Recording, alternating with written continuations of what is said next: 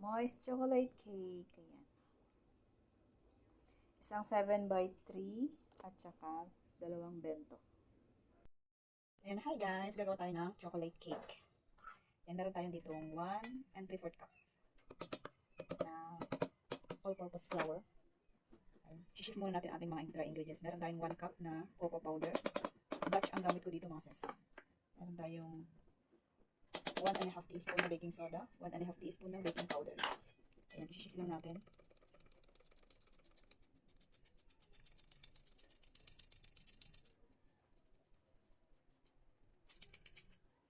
Ayan yung ating salt pala. Lagyan natin ng salt na 1 teaspoon.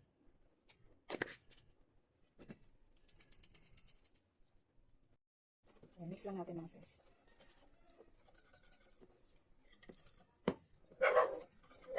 Gawin natin, gawa tayo yung ating wet ingredients.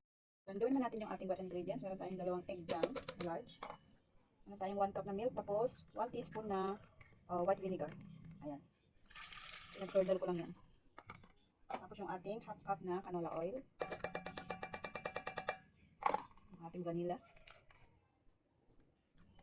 1 teaspoon.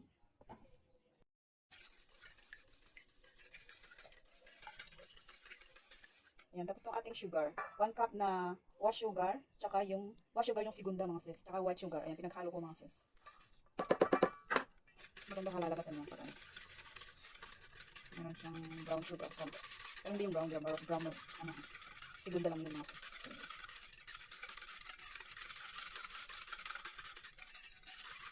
Nilagyan natin yung ating dry ingredients.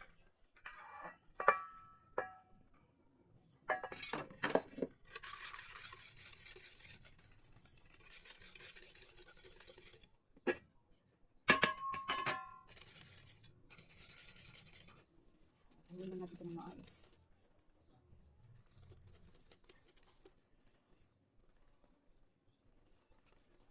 Ang bango ng ating ginamit na cocoa powder.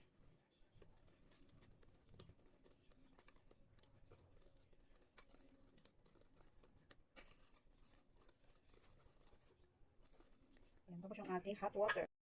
Ayan, meron tayong 1 stick na Nescafe or Great Taste, basta 1 stick and nonsense. Ayan ang hot water. Ayan, lalagyan na natin itong ating 1 cup na hot water. Ayan, halo natin ang maigi.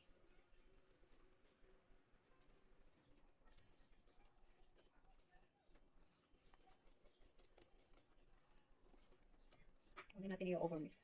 Basta mahalo lang na maayos sa kanya. Ayan.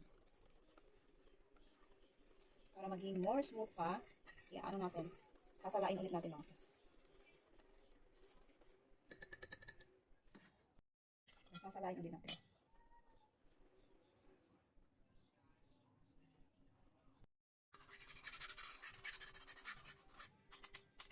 Ayan. Ito tayo sa ating ground pan. Ito ay 7 by 3.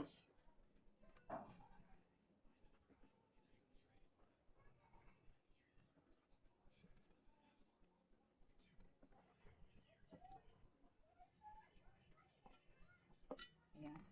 Ayan, taktak lang natin. Para mawala yung air bubbles. Ginawa dito ng bento cakes. Dalawa. Lagyan din natin yung mga sis. Tigo 1 cup.